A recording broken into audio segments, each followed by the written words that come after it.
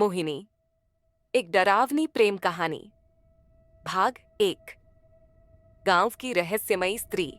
गांव सतनपुर अपनी हरियाली और शांत वातावरण के लिए जाना जाता था, लेकिन एक पुरानी हवेली इसे डरावना बना देती थी। लोग कहते थे कि वहां एक आत्मा बसती है, मोहिनी। उसकी कहानियां दादी नानी से सुनने को मिलती थीं। कहते हैं जो कोई भी रात में हवेली के पास जाता वह वापस नहीं आता या फिर पागल होकर लौटता। एक दिन शहर से आए एक युवक अजय ने इस कहानी को महज अंधविश्वास समझकर नजरअंदाज कर दिया। वह एक पत्रकार था और ऐसी कहानियों की सच्चाई उजागर करना चाहता था। उसने गांव के बुजुर्गों से पूछा, लेकिन वे बस इतना ही कहते, बेटा, मोहिनी की हवेली से दूर रहना। परंतु अजय जिद्दी था। उसने तय किया कि वह खुद हवेली जाकर सच्चाई पता करेगा। भाग दो, हवेली की ओर कदम। रात के अंधेरे में टॉर्च लिए अजय हवेली की ओर बढ़ा। हवेली टूटी फूटी थी, दीवारों पर काई जमी थी और अंदर अजीब सी ठंडक थी। जैसे ही उसने दरवाजा खोला, एक भीषण चीख गूंज उठी। अजय का दिल जोर जोर से धड़कने लगा, लेकिन उसने हिम्मत बनाए रखी। अचानक उसे एक परछाई दिखी।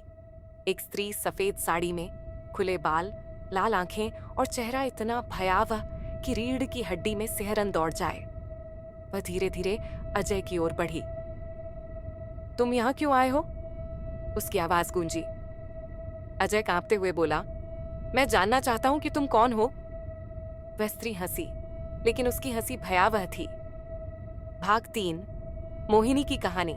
स्त्री ने बताया, मैं मोहिनी हूं, इस गांव की रहने वाली। वर्षों पहले मेरी सुंदरता की चर्चा दूर दूर तक थी। ठाकुर सूरज सिंह ने मुझसे जबरदस्ती विवाह करना चाहा, लेकिन मेरा प्रेम किसी और से था, वीरेंद्र।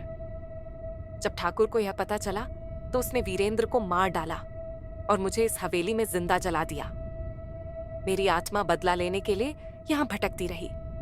जो भी इस हवेली में आया, मैंने उसे अपनी पीड़ा का एहसास कराया। अजय का गला सूख गया। उसने हिम्मत करके पूछा, तुम्हें मुक्ति कैसे मिलेगी? मोहिनी की आंखों में आंसू थे। मुझे न्याय चाहिए। ठाकुर का परिवार अब भी इस गांव में रहता है। जब तक उनका अंत नहीं होगा, मैं मुक्त नहीं हो सकती। भाग 4। बदला और मुक्ति। अजय ने गांव लौटकर सबको मोहिनी की कहानी बताई, लेकिन कोई भी उसे मानने को तैयार नहीं था। आखिरकार उसने अकेले ही ठाकुर के परिवार के काले कारनामों को उजागर करने का फैसला किया।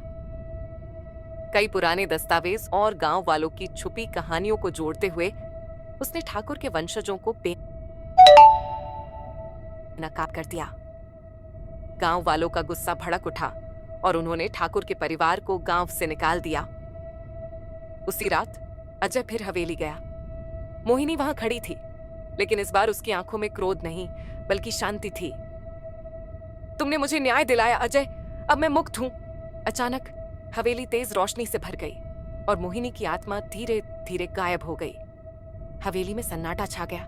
अजय ने चैन की सांस ली, लेकिन तभी उसे एक धीमी हंसी सुनाई दी। क्या मोहिनी सच में मुक्त हुई थी या कोई और रहस्य अब भी छुपा था? समाप्त।